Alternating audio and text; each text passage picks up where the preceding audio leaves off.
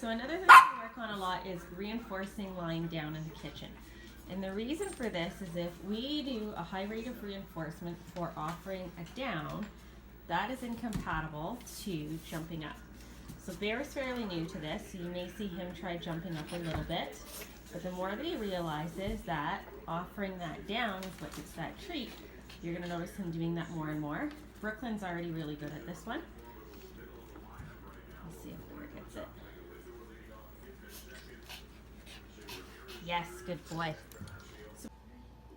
Yes, Bear, good boy. Yes, Abby, good girl. Good boy, Bear.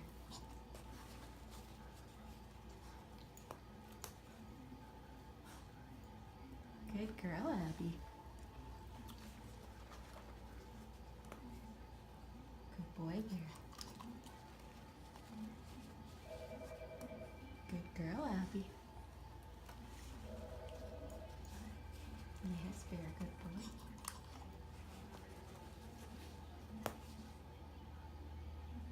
Good girl, Abby. Good boy, Bear. Good girl, Abby. Good boy, Bear.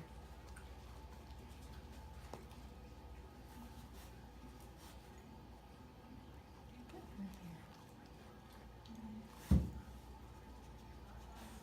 Did you find it? I think Abby lost hers. Abby. Good girl. What do you do? Yes, good girl. All done.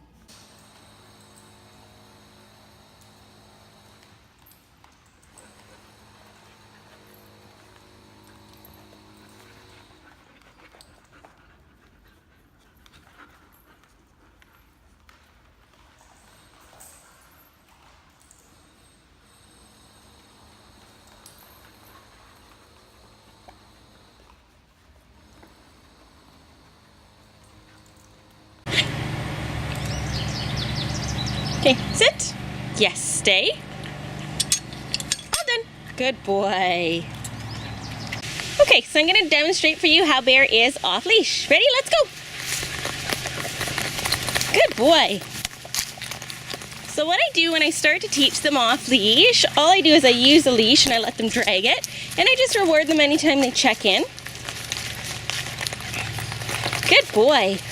Now Bear's super food motivated, so if I feed him too much, he's not going to leave me at all. So I'm going to stop feeding him for a bit and just tell him, go play. Come on, buddy, go play. See how if I have food, he's like, hey, I don't want to leave your side. Which isn't a bad thing, but for demonstration purposes, I'm hoping he does kind of go off and follow his nose for a bit. Good boy. That's a good boy. I'm going to start just rewarding with affection and praise.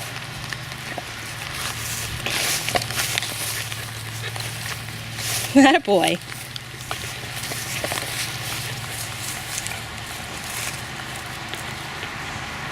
Good boy.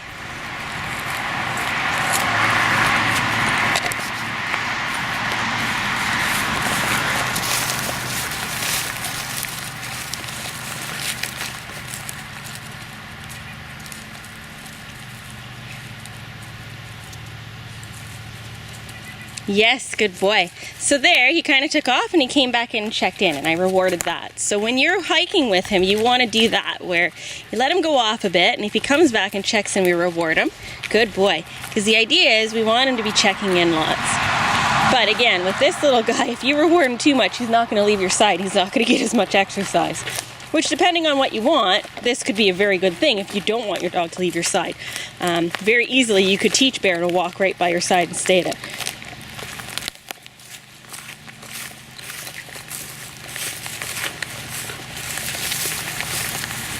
Good boy.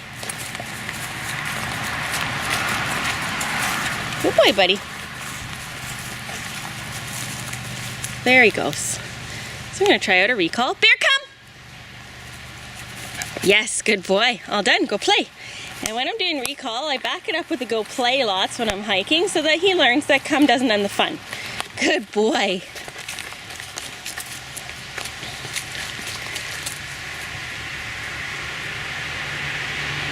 gonna wait and see if he checks back for me. If he doesn't, I can call him, but he did check back. Good boy. And that's the kind of thing we do, working on getting them to offer that check-in. Again, I use a long line to back it up to begin with to make sure that they don't get too far, and that if I do need to call them, I can back it up. But Bear's been practicing off-leash in this environment for quite some time, so he's pretty reliable, and I've started to get rid of that leash.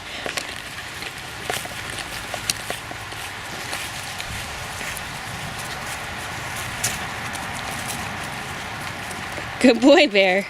That's a good boy.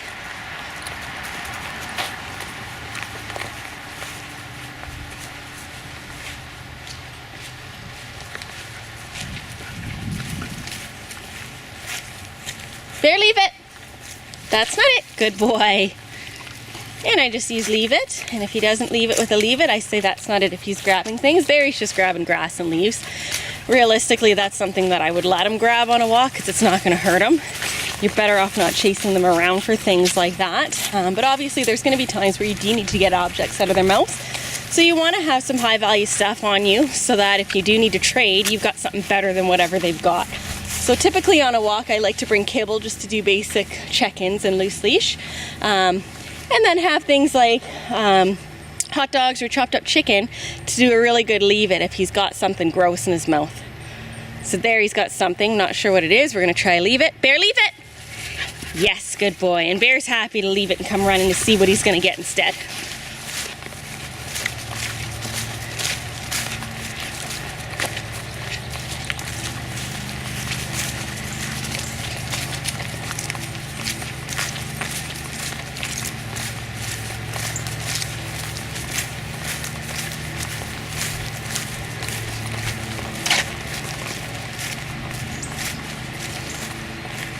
Good boy, Bear.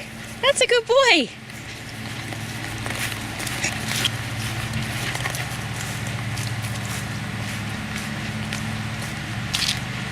Keep going, bud. Good boy. So we'll see if he goes back to the house on his own. A lot of times they do because they know they get a special treat when we get back in the house, because I was having trouble getting them back in the house because they wanted to keep playing. But he knows he's going to get something good. Bear, come. Sit. Stay. All done. Good boy. So we got to get Bear to sit for the doorway. Good boy. And stay. All done. Bear, go kennel. Yes, good boy. Stay. All done. Good boy. Bear, stay. All done. Good boy. Here, ring him up. Yes, good boy.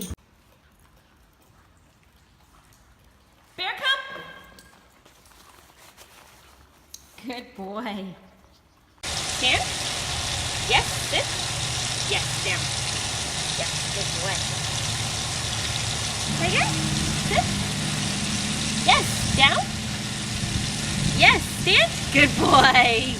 Watch me. 1, 2, 3, 4, 5, 6, 7, 8, 9, 10. Yes, good boy.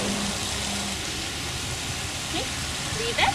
1, 2, 3, 4, 5, 6, 7, 8, 9, 10. Yes, take it. Good boy. Okay, heel. Sit. Yes, stay.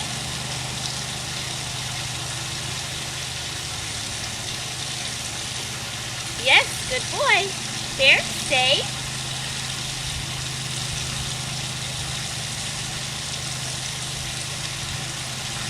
Yes, good boy. Stay.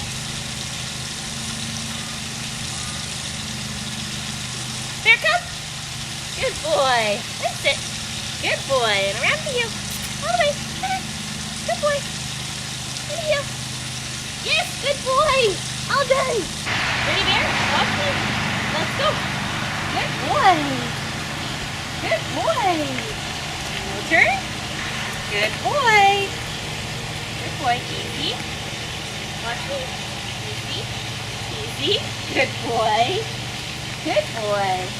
And about turn. Good boy. Let's stop and sit. Yes, good boy. All done.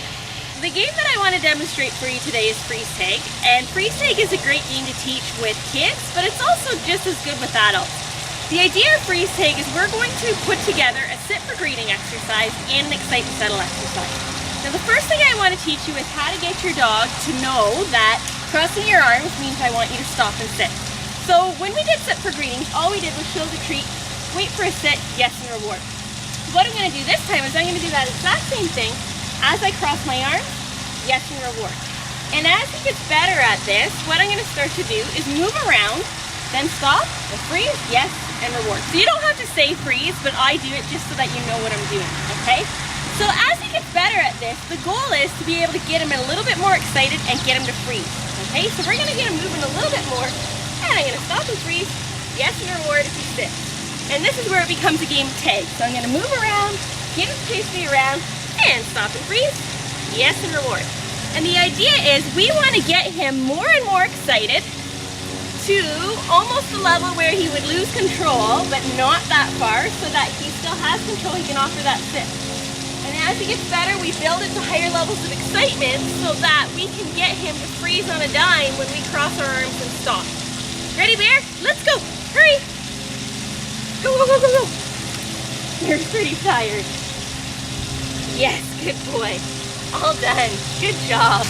One of the common complaints I get from people who have kids is that when the kid goes to give the treat to the dog jumps up and grabs it out of their hand, and then the kid jumps back because they're nervous about the dog's mouth being in their hand. So find it's a really cool game to teach the dog to look to the ground for those treats and to build the kid's confidence so they can give the dog a treat without having to get their hand anywhere near their mouth. So how this works, I'm going to get Bear to come out. After he offers a sit, I'm going to say yes and find it. And he gets to find it on the ground.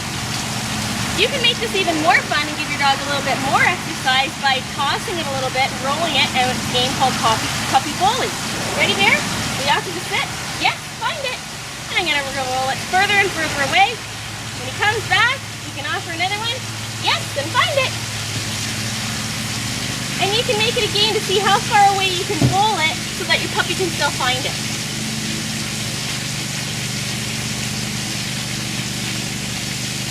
Yes, and find it. Good boy. Well done.